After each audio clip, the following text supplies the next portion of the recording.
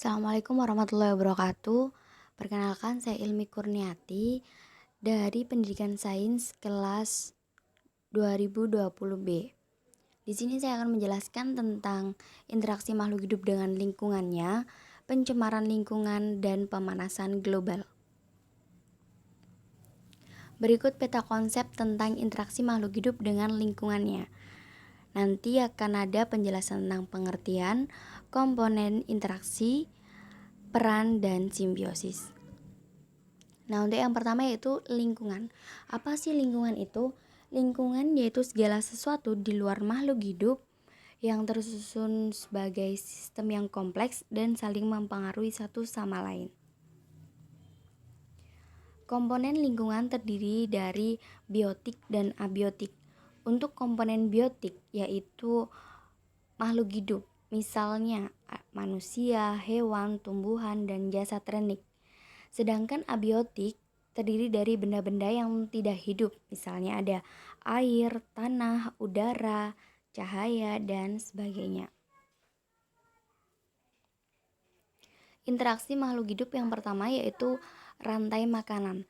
Rantai makanan merupakan perpindahan energi dari produsen menuju konsumen secara linear. Di sini ada contoh misalnya dari tumbuhan menuju ke kambing, kemudian kambing menuju ke singa, dan singa diuraikan oleh pengurai. Jadi kambing makan tumbuhan, sedangkan singa memakan kambing, dan singa sendiri akan mati dan diuraikan oleh pengurai. Yang kedua ada jaring-jaring makanan. Jaring-jaring makanan merupakan kumpulan dari rantai makanan. Di sini digambarkan misalnya ada tumbuhan dimakan oleh serangga, kemudian serangga dimakan oleh laba-laba, dan laba-laba dimakan oleh burung pemakan serangga, dan burung pemakan serangga dimakan oleh burung elang. Dan yang ketiga yaitu piramida makanan. Piramida makanan menggambarkan perbandingan komposisi jumlah biomasa dan energi dari produsen menuju konsumen dalam lingkup ekosistem. Nah, dari bawah ada produsen, kemudian yang kedua ada konsumen tingkat 1, selanjutnya konsumen tingkat 2, dan ada konsumen tingkat 3 atau konsumen puncak. Untuk selanjutnya yaitu simbiosis. Simbiosis merupakan bentuk hidup bersama antara dua individu yang berbeda jenis. Di sini terbagi ada 3 yaitu simbiosis mutualisme, komensalisme, dan parasitisme. Simbiosis mutualisme merupakan suatu hubungan dua jenis individu yang saling memberi keuntungan satu sama lain. Misalnya tergambarkan hubungan antara jamur dan akar pohon pinus. Jamur mendapatkan makanan dari pohon pinus, sedangkan pohon pinus mendapatkan garam mineral dan air lebih banyak jika bersimbiosis dengan jamur. Untuk selanjutnya yaitu simbiosis komensalisme. Simbiosis komensalisme merupakan hubungan interaksi dua jenis individu yang memberikan keuntungan kepada salah satu pihak, namun pihak lainnya tidak mendapatkan keuntungan ataupun kerugian. Jadi keuntungannya hanya didapatkan oleh salah satu pihak. Nah, contohnya misalnya hubungan antara tanaman anggrek dengan pohon mangga. Tanaman anggrek mendapatkan keuntungan berupa tempat hidup, sedangkan pohon mangga tidak mendapatkan keuntungan maupun kerugian atas keberadaan tanaman anggrek tersebut. Dan yang terakhir yaitu ada simbiosis parasitisme. Simbiosis parasitisme merupakan hubungan dua jenis individu yang memberikan keuntungan kepada salah satu pihak dan kerugian kepada salah satu pihak. Jadi salah satu pihak merasa diuntungkan dan salah satu pihak merasa dirugikan. Misalnya, hubungan antara kutu rambut dan manusia. Kutu rambut memperoleh keuntungan dari manusia berupa darah yang dihisap sebagai makanannya. Sedangkan manusia merasa dirugikan karena merasa gatal pada kulit di kepalanya karena keberadaan kutu rambut. Berdasarkan kemampuan memperoleh makanan terbagi menjadi 3, ada herbivora, karnivora, dan omnivora. Untuk yang pertama yaitu herbivora. Herbivora merupakan hewan pemakan tumbuhan. Hewan pemakan tumbuhan misalnya ada kambing, sapi, kelinci, panda, dan sebagainya. Dan yang kedua ada karnivora. Karnivora merupakan hewan pemakan daging. Hewan pemakan daging misalnya ada macan, ada singa, ada burung hantu, dan sebagainya. Dan yang terakhir yaitu ada omnivora. Omnivora merupakan hewan yang pemakan tumbuhan maupun pemakan daging. Misalnya ada orangutan. Nah, untuk materi yang kedua yaitu tentang pencemaran. Pencemaran lingkungan merupakan segala sesuatu baik berupa bahan-bahan fisika maupun kimia yang dapat mengganggu keseimbangan ekosistem. Berikut peta konsep tentang pencemaran lingkungan. Pencemaran lingkungan nanti terbagi tentang pengertian, kemudian jenisnya, dampak, faktor penyebab, dan upaya penanggulangannya. Nah, berikut macam-macam pencemaran. Ada pencemaran air, pencemaran udara, dan pencemaran tanah.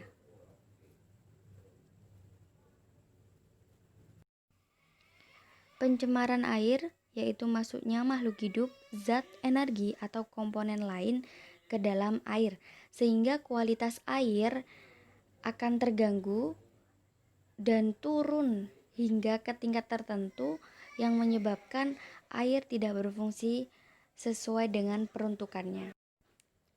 Sedangkan pencemaran udara dapat diartikan sebagai suatu kondisi di mana udara mengandung senyawa-senyawa kimia atau substansi fisik maupun biologi dalam jumlah yang memberikan dampak buruk bagi kesehatan manusia, hewan, ataupun tumbuhan, serta merusak keindahan alam serta kenyamanan atau merusak barang-barang perkakas atau properti. Sedangkan pencemaran tanah yaitu suatu keadaan di mana bahan kimia buatan manusia masuk dan mengubah lingkungan tanah alami. Nah, pencemaran ini biasanya terjadi karena kebocoran limbah cair atau bahan kimia industri atau fasilitas komersial. Penggunaan pestisida, masuknya air permukaan tanah tercemar ke dalam lapisan subpermukaan, ataupun zat kimia, limbah air limbah dari tempat penimbunan sampah, serta limbah industri yang langsung dibuang ke tanah secara tidak memenuhi syarat. Nah, faktor penyebabnya diantara lain ada limbah industri, limbah rumah tangga, dan limbah pertanian. Nah, limbah industri biasanya menyebabkan pencemaran air karena pembuangan limbah dari industri yang secara sembarangan tanpa diolah terlebih dahulu. Kemudian limbah rumah tangga bisa juga menyebabkan pencemaran tanah ataupun pencemaran udara. Nah, di sini hasil sampah-sampah rumah tangga dibuang secara sembarangan tanpa diolah atau dikumpulkan ke tempat pembuangan akhir. Nah, limbah pertanian juga dapat mengakibatkan pencemaran tanah. Dampak pencemaran. Yang pertama dapat merusak lapisan ozon. Kemudian menyebabkan efek rumah kaca, gangguan kesehatan, dan penurunan kualitas lingkungan. Untuk cara penanggulangannya dapat dilakukan dengan cara penghijauan atau menanam tumbuhan-tumbuhan hijau memperbanyak tumbuhan-tumbuhan hijau. Hal ini diuntukkan supaya dapat menghasilkan oksigen yang lebih banyak. Kemudian yang kedua yaitu dengan cara bioremediasi. Ada juga dengan cara instalasi pengolahan air limbah dan juga dengan cara 4R atau reduce, reuse, repair, dan recycle. Nah, untuk materi yang ketiga yaitu ada pemanasan global. Untuk peta konsepnya pemanasan global nanti ada pengertian, efek rumah kaca, penyebab, dampak, dan usaha penanggulangan.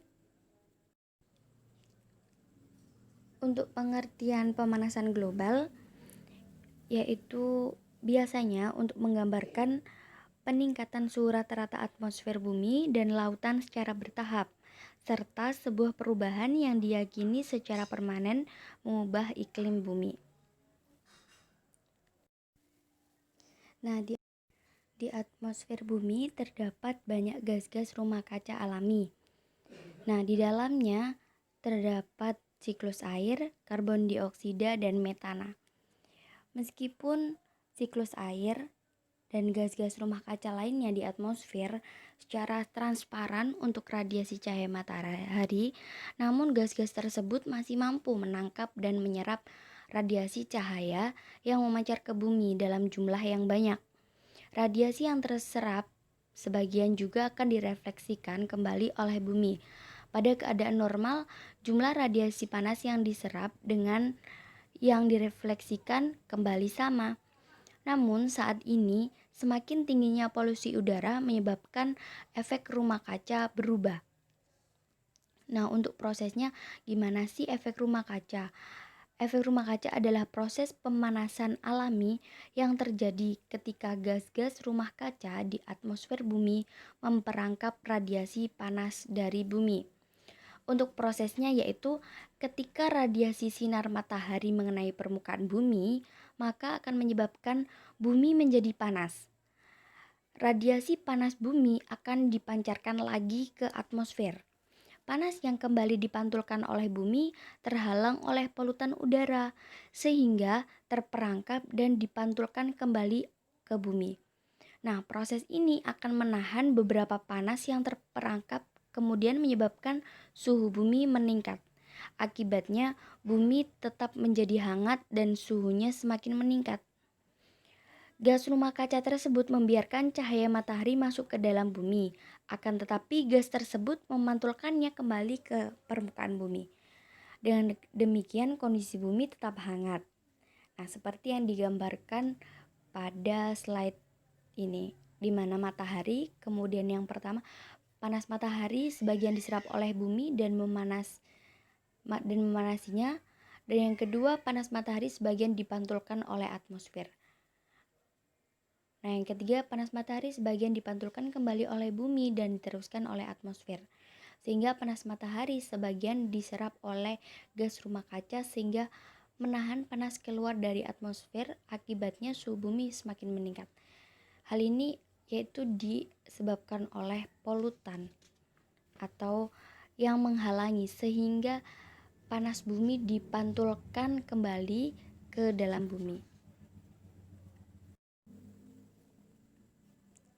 Untuk penyebab pemanasan global ada emisi CO2 dan emisi metana, kemudian penggunaan CFCs dan penebangan liar serta penggunaan pupuk kimia dalam pertanian.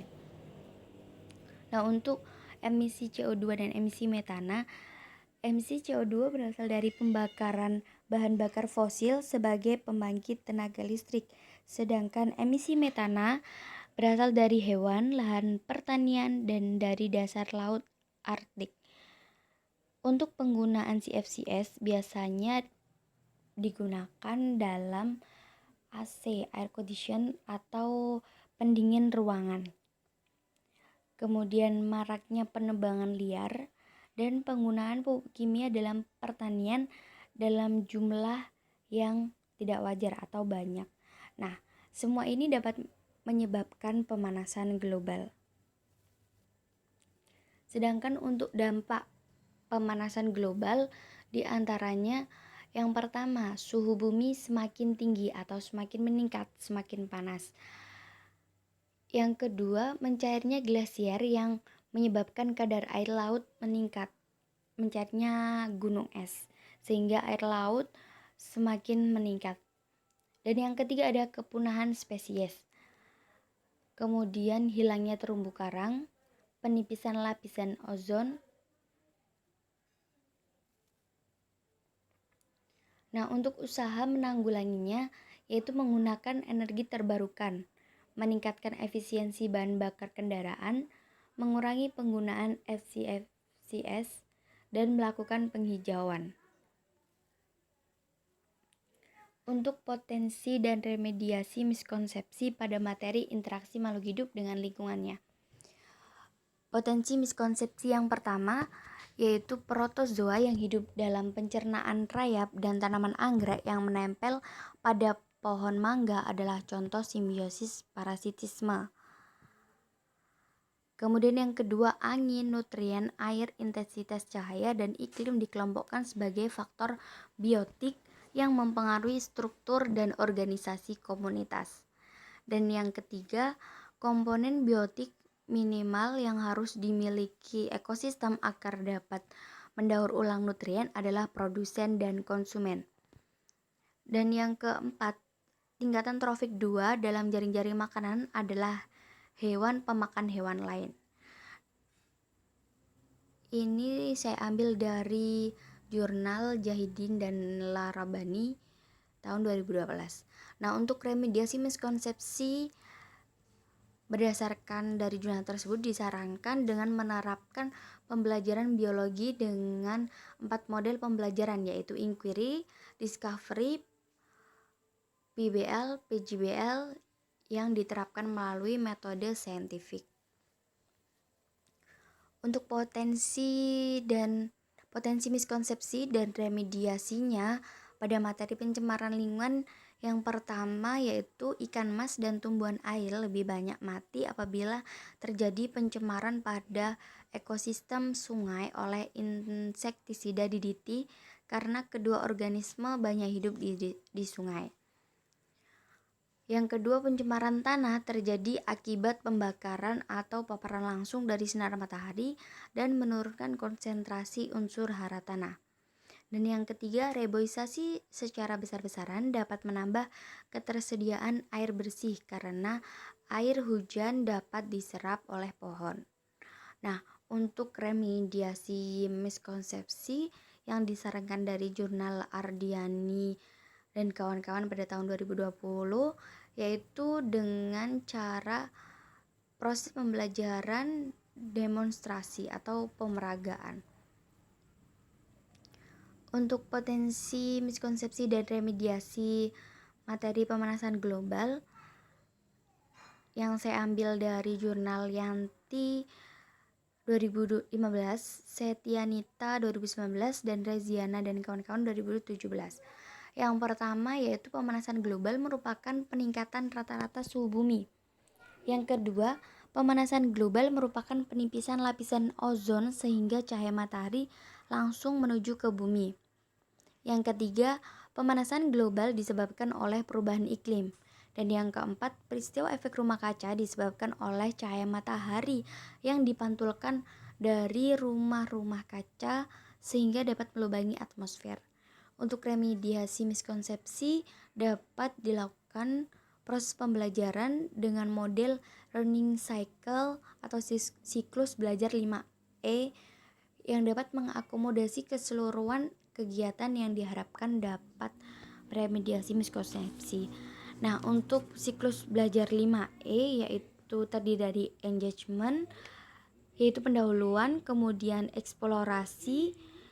Siswa dapat mengeksplorasi dalam kelompok kecil atau diskusi, kemudian explanation atau menjelaskan konsep-konsep yang telah diperoleh, kemudian elaboration yaitu menggabungkan antara konsep dengan proses praktikum, kemudian evaluation atau pertanyaan.